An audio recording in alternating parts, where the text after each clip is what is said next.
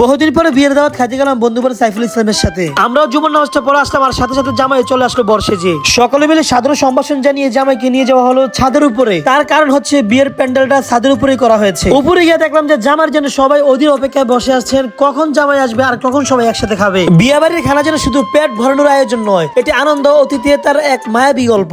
গরম গরম পোলাওয়ের গ্রান যেন চোখ বন্ধ করলে মনকে টেনে নেয়। সাথে ঘি মাখা নরম গরুর গোশত, হাতের মুঠো থেকে হৃদয় ছড়িয়ে পড়ে স্বাদের দাগ। পাশে রেশমি সালাদ আর দই, নানান খাবারের মাঝে পরিবার বন্ধুদের হাসি যেন খাবারের সবচেয়ে বড় মশলা। কষ্টের বিষয় হলো এত বড় বড় পাটনা মুরব্বী চাচাকে দিল, মুরব্বী চাচা নিজেও খাইতে পারে না আর আমাদেরকেও সাধলো না।